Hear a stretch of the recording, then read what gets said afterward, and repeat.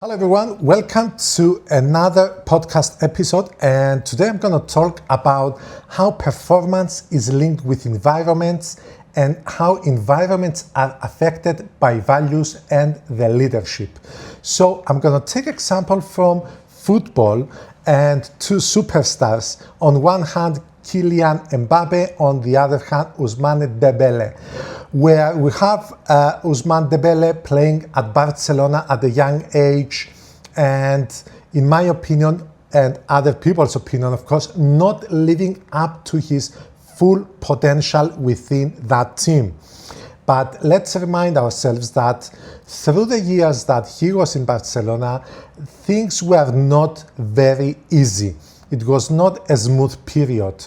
Financial problems, transitional problems, Messi leaving from the team, and a new coach, not too much money to invest in very experienced, high-profile players, played a crucial role for him as well.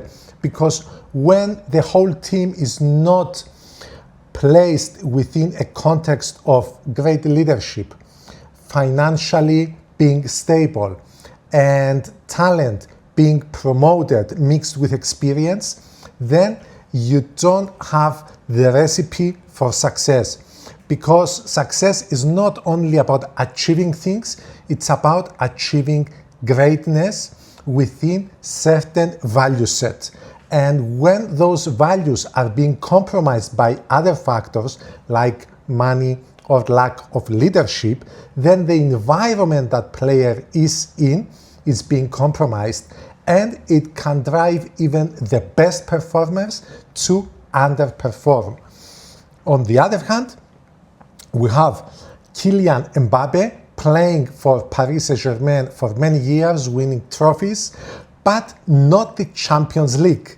And when Luis Enrique joined the team, he tried to make the player fit within his system, within the environment he was creating, an environment based on specific values, specific tactics, but Mbappé was probably not sharing those values and not being able to fit within that environment.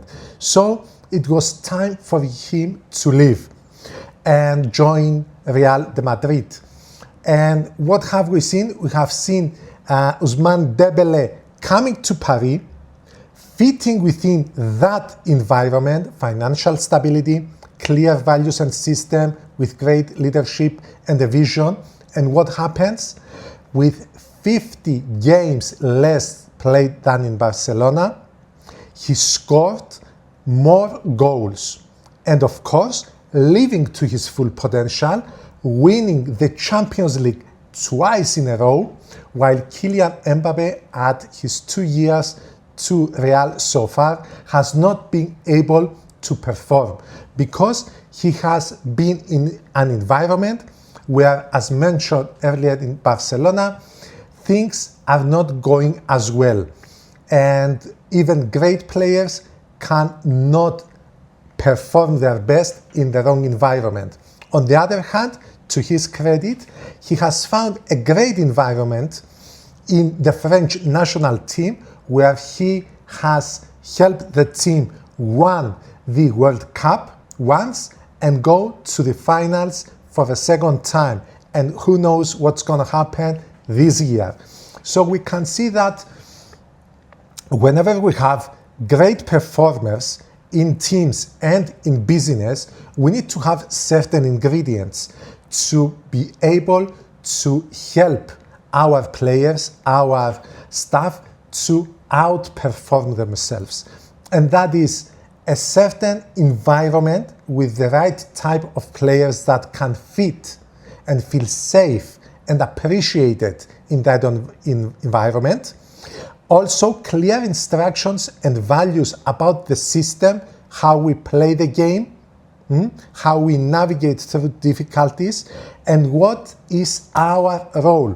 For example, something that Mbappé is negatively talked about within his time at Paris and Luis Enrique as a coach is that he was not defending as the coach needed. So even the best players cannot fit a certain environment, if they don't have those qualities, or maybe sometimes that appetite to follow certain rules. So things start going wrong not only for the player, but if the player is the best performer, it's the big star, it can ruin the whole structure of the team. So leaders need to have very specific rules, a very specific plan, and a willingness and ability to create an environment within those values and talk their wants and needs to the players, to the staff within the team. And of course, financial stability, it's a key ingredient, otherwise the environment gets compromised. And when we have these ingredients, we can create a winning team, but also bring out the best from our players, because some key players may take us to the next level, like winning the Champions League or hitting those big goals we have within the team. So, to recap, if you want to have a high-performing team and great leadership, you need to combine these ingredients. You need to have values, great communication, structure, okay, to create a positive environment where people thrive with the clear instructions they get from the leadership, and of course, eliminate distractions. If you can do that, you help your team focus on what's important and bring out the best of themselves. Once they do that and they achieve great things and they feel nice, they will want to stay and produce and perform even better and even more. Thank you very much.